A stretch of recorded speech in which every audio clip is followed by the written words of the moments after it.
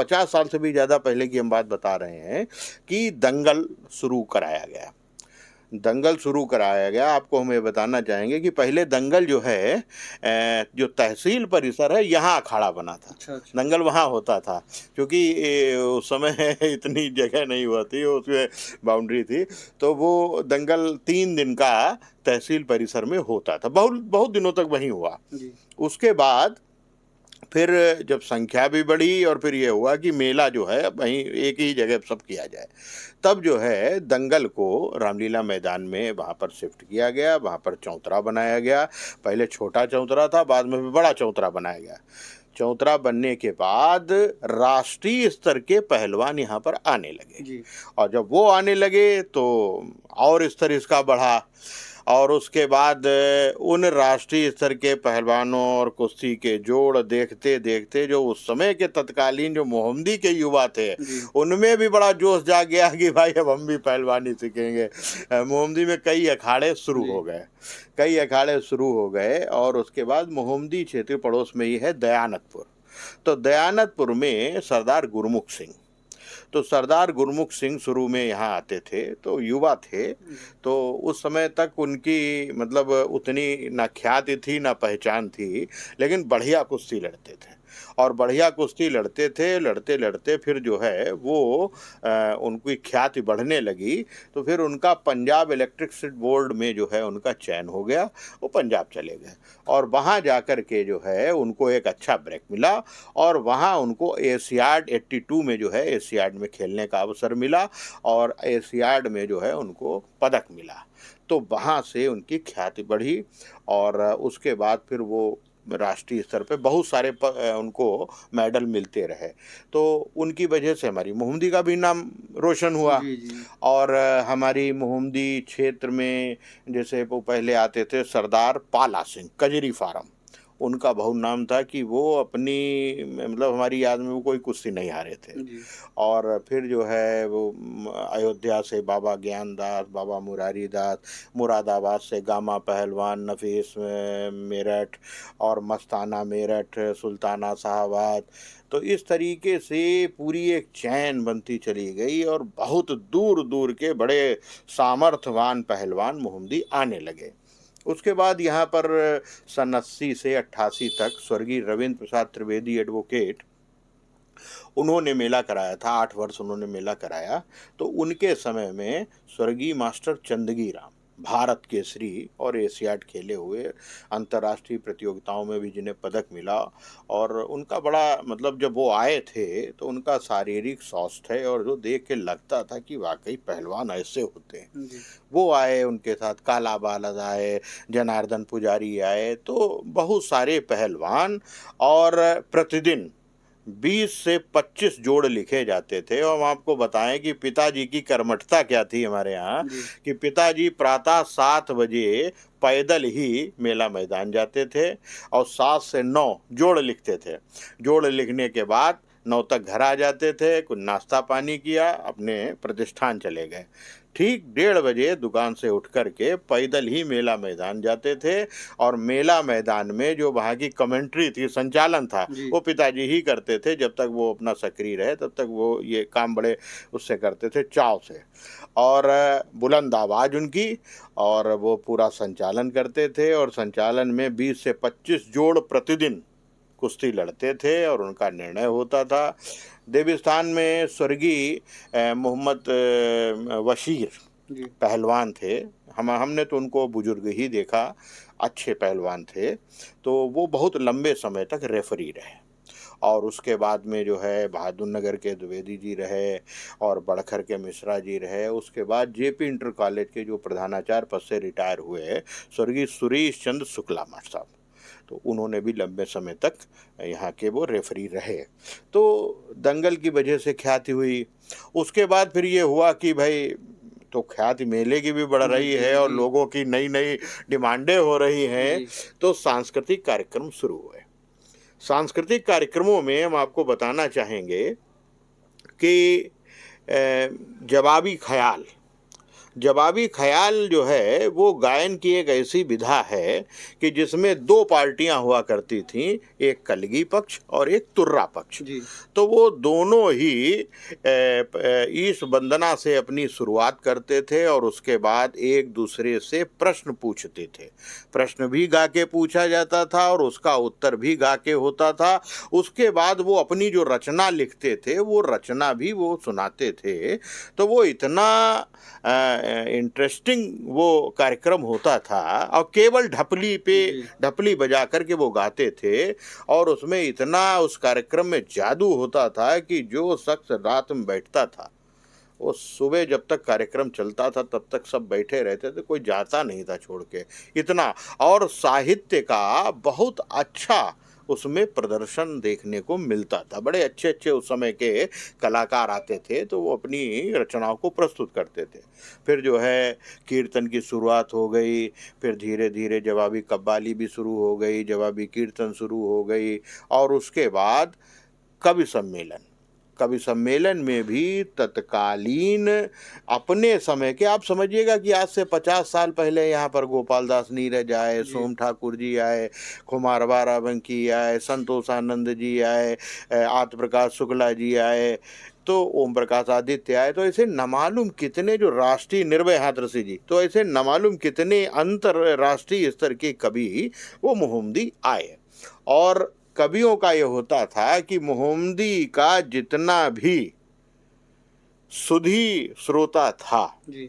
वो उस दिन सब काम छोड़ के पूरी रात, ये नहीं कि घंटा 2 घंटे हाजिरी लगाए, पूरी रात बैठ करके कवि सम्मेलन देखते थे। तो कवि भी बड़े खुश होकर के यहाँ से जाते थे कि श्रोता तो हम लोग तो आजकल डेली ही कहीं न कहीं जाते हैं, लेकिन जितने श्रेष्ठ श्रोता मोहम्मदी में मिलते हैं ऐसे जल्दी नहीं मिलते हैं। कवि सम्मेलन का हुआ, फिर कुछ लोगों ने सुझाव दिया कि भाई बहुत अच्छे अच्छे शायर भी हैं, उनको भी बुलाया जाए। तो फिर मुशायरा भी शुरू हुआ।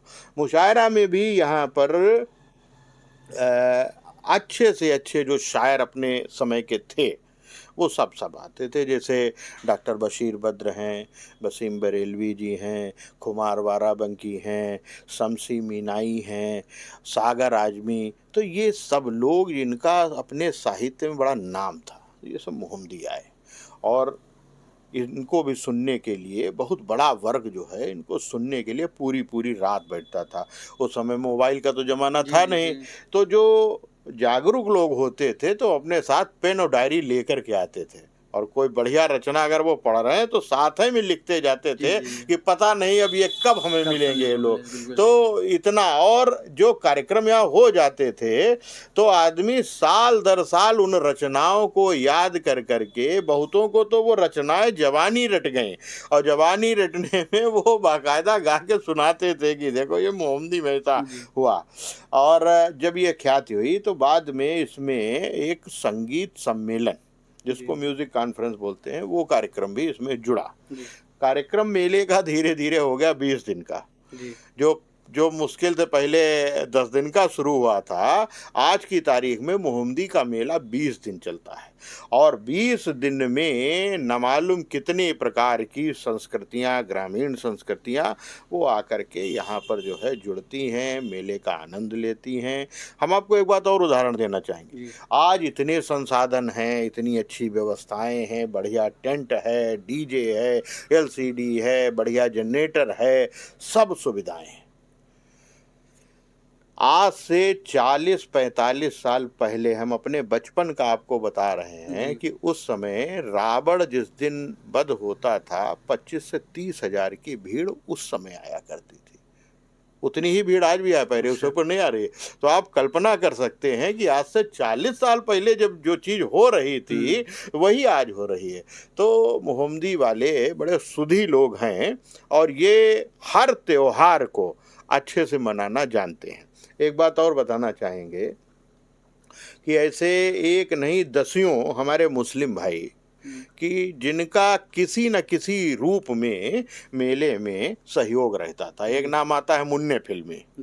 तो ये जो नृत्यांगनाओं के जो डेरे आते थे तो वो ज़्यादातर उसमें उनका भी रोल रहता था, शिवभजन गुप्ता जी का भी रहता था, उनका भी रहता था। एक नाम इस समय है, वो भी मौजूद हैं, अली अहमद बैंड वाले लिल्ली घोड़ी बनाते हैं, तो वो रावण जो बनाया जाता था, तो रावण अली अहमद ने बनाया। उनके जो पिताजी थे वो लक्कड़ के नाम से प्रसिद्ध थे, तो लक्कड़ ने बनाया। उससे पहले उनके पिताजी जो थे उन्होंने बनाया। तो जो पीढ़ी दर पीढ़ी काम हो रहा था, ऐसे बहुत से कार्यक्रम थे। अब जैसे दंगल होता था तो मोहम्मद बशीर पहलवान जो हैं वो उसकी व्यवस्था देखते थे। तो ये आपस में एक सद्भाव भी सभी था, वर्ग के लोग सभी वर्ग जुड़ते थे, सद्भाव भी था, और एक बहुत अच्छे माहौल में सब कार्यक्रम संपन्न होते थे। तो गर्व है हमारे प्रत्येक मोहम्मदी वालों। तो अभी हमने एक छोटा सा काम शुरू किया कि मोहम्मदी वालों में कम से कम अपने अतीत को समझें, जाने कि क्या क्या होता था। आज अभी किसी बंधु से पूछ लो कि जवाबी ख्याल आपने सुना है, तो आदमी कहे हमने सुना है, हम बोले हमें पता भी नहीं होता कैसा है। तो इतने श्रेष्ठ गायक और कलाकार हमारे देश में रहे हैं, उनके बारे में हमें जानना चाहिए। इतने श्रेष्ठ कवि मोहम्मदी आ चुके हैं, उनके बारे में जानना चाहिए। इतने श्रेष्ठ शायर मोहम्मदी आ चुके हैं, उनके बारे में जानना चाहिए। आप लोग देखते होंगे कि दंगल हो रहा है जी, आज भी होता है, लेकिन आज कहीं न कहीं पे उसका एक व्यवसायीकरण हो गया है जी। पहले दंगल होता था तो हमारे यहाँ मोहम्मदी में सेठ सुंदरलाल गुप्ता जी, उनका डेरा जी, उनका भाव ये था कि जो भी पहलवान आता था उसके भोजन पानी की व्यवस्था उनके डेरे में होती थी। और पूरे 5 दिन जिस तरीके से अपने मेहमान की सेवा की जाती है, उस तरीके से भोजन पानी की वो चिंता करते थे। प्रत्येक पहलवान की चिंता उन्हें रहती थी। तो इतने समर्पित लोग आज से 40-50 साल पहले थे। तो इस वजह से मोहम्मदी के मेले का बड़ा नाम हुआ। बीच में सन 1980 से 88 तक रविंद्र प्रसाद त्रिवेदी जी ने कराया। उसके बाद आपस में मेला कराने को लेकर के विवाद हो गया, उसमें मुकदमेदारी शुरू हो गई। मुकदमा होते होते हाई कोर्ट तक मैटर चला गया कि हम कराएंगे। तो वो मेला जो है नगर पालिका की सुपुर्दगी में दे दिया गया। उसमें एसडीएम साहब और फिर जो है नगर पालिका को दिया गया, रिसीवर बनाए गए कि नगर पालिका कराएगी। फिर नगर पालिका स्वर्गीय रमेश चंद्र गुप्ता जी के समय में फिर वो रिसीवर नियुक्त हुए। रमेश जी भी अपना विशेष उन्होंने अपना इसमें इंटरेस्ट लिया, वो कराया। उसके बाद फिर जब श्रीमान संदीप मेहरोत्रा कन्हैया जी का जब कार्यकाल आया तो इन्होंने बोर्ड से एक प्रस्ताव कराया। प्रस्ताव कराने के बाद अब जो है फुल फ्लैश नगर पालिका इसको करा रही। अपने स्तर से वो जो अच्छे से अच्छा हो सकता है वो उसे हर बार करने का प्रयास भी कर रहे हैं। बाकायदा जो निर्वाचित सभासद गण हैं उनकी अलग अलग जो है कार्यक्रमों में उनकी जिम्मेदारियां तय की गई हैं कि ये कार्यक्रम इनकी जिम्मेदारी में होगा, ये इनकी जिम्मेदारी में होगा। तो उनका भी यही है कि मोहम्मदी के मेले की इतनी ख्याति है तो और अच्छा इसको किया जाए। अपनी तरफ से वो पूरा प्रयास भी कर रहे हैं और अच्छा हो भी रहा। एक चीज हम आपको और बताना चाहेंगे, स्वर्गीय बिंद्रा प्रसाद गुप्ता और बच्चू भट्ट से जो यात्रा शुरू हुई, उसके बाद अपने अपने समय के जो चेयरमैन थे उन सभी का इस मेले के संयोजन में विशेष योगदान था। वो चाहे स्वर्गीय रमेश चंद्र दीक्षित रहे हों और चाहे स्वर्गीय लाला श्याम बिहारी लाल गुप्ता चेयरमैन रहे हों, चाहे स्वर्गीय रमेश चंद्र गुप्ता उर्फ चंद्र बाबू रहे हों, हमारे पिता स्वर्गीय लाला कामेश्वर दयाल रस्तोगी रहे हों, स्वर्गीय पंडित भिखारी लाल मिश्रा रहे हों, और या बाद में स्वर्गीय रविंद्र प्रसाद त्रिवेदी वो रहे हों, और उसके बाद में श्रीमान जगदीश चंद्र गुप्ता भट्टा वाले उन्होंने कराया। एक बार सन 94 में मेला आयोजन समिति बनाई गई थी, उसमें श्रीमान नरेंद्र रस्तोगी जी, श्रीमान जगदीश चंद्र गुप्ता भट्टा वाले और हम और श्रीमान देवेंद्र मोहन रस्तोगी, श्रीमान राजेंद्र प्रसाद गुप्ता भट्टा वाले, इस तरीके से एक पूरी आयोजन समिति बनाई गई, उसके माध्यम से मेला हुआ। सन 95 में श्रीमान जगदीश चंद्र गुप्ता अध्यक्ष बने और हम उसमें कोषाध्यक्ष थे, और हमारे जो बड़े भाई स्वर्गीय दयानंद रस्तोगी एडवोकेट वो महामंत्री उसके बने। और उसके बाद स्वर्गीय विजय राठौर पूर्व अध्यक्ष व्यापार मंडल, उन्होंने मेला कराया। और उसके बाद स्वर्गीय अनुपम गुप्ता भुट्टू, उन्होंने मेला कराया। श्रीमान डॉक्टर सुधींद्र प्रकाश वर्मा, उन्होंने मेला कराया, और श्रीमान सौरभ गुप्ता जो पूर्व भाजपा मंडल अध्यक्ष, उन्होंने मेला कराया। तो इस तरीके से अलग अलग सनों में अलग अलग लोगों ने मेला कराया। और हाँ, श्रीमान राकेश कटियार, उन्होंने भी मेला कराया। तो इस तरीके से अलग अलग लोगों ने मेला कराया, और हर व्यक्ति की लालसा यही थी कि मेले का स्तर जो है अच्छे से अच्छा किया जाए। और सभी ने, हम तारीफ करेंगे कि जिसको भी जिम्मेदारी दी गई उस व्यक्ति ने उस जिम्मेदारी का निर्वहन बहुत ही जिम्मेदारी और अच्छे तरीके से किया। एक उदाहरण हम आपको और देना चाहेंगे। हमारे यहाँ पिताजी अध्यक्ष भी रहे, अन्य पदों पर भी रहे। कुछ काम केवल उन्हीं के जुम्मे रहते थे, कुछ काम उन्हीं जुम्मे रहते थे कि जैसे दंगल का संचालन 5 दिन का उन्हीं के जुम्मे रहता था, और संचालन के अतिरिक्त जोड़ लिखना, संचालन करना, ये सब उनके जुम्मे। उसके बाद जो पंडित विदुर जी महाराज की जो कथा होती थी 10 दिवसीय, तो उस कथा का संयोजन भी उन्हीं के जुम्मे रहता था परमानेंट। विदुर जी आते थे तो वो हमारे ही आवास पे उनका रुकना होता था, यहीं रुकते थे, और उनको कहीं अच्छा नहीं लगता था। तो शाम को रात्रि 8 बजे जाते थे, उनकी पूरी व्यवस्था कराना, उसके बाद जब संपन्न हो जाती थी तो वापस आते। तो ये कार्यक्रम, और जो दोनों बारातें निकलती थी, इन बारातों की व्यवस्था उनके जुम्मे। तो ये कई ऐसे काम थे तो जो अलग अलग वर्गीकृत थे, जो आदमी स्वेच्छा से करता था कि ये तो भाई यही करेंगे। लीला का जैसे है तो उन्हें के पंडित जी जो है करा रहे हैं तो परंपरागत वही कराएंगे। दंगल का उन्होंने कहा कि बाहर से पहलवानों को लाना, फलाने व्यक्ति जाएंगे। नृत्यांगनाओं के जो डेरे आते थे उसके लिए अलग व्यक्ति नियुक्त था। तो ये सब व्यवस्थाएं बड़ी ही अच्छे से चली, और इन व्यवस्थाओं के ही कारण आज मोहम्मदी के मेले का इतना नाम है। सन 92 में तत्कालीन जो डीएम थे देवेंद्र चौधरी, वो यहाँ पर स्पेशली मेले का शुभारंभ कराने आए थे। और सन 95 में जिस समय हम लोगों ने कराया था, उस समय तत्कालीन डीएम थे संजीव सरन जी, तो वो आए थे। वो बहुत देर तक यहाँ रुके थे, और कार्यक्रम का उन्होंने एंजॉय भी किया था, और लोगों को सम्मानित भी किया था, हमको भी सम्मानित किया था।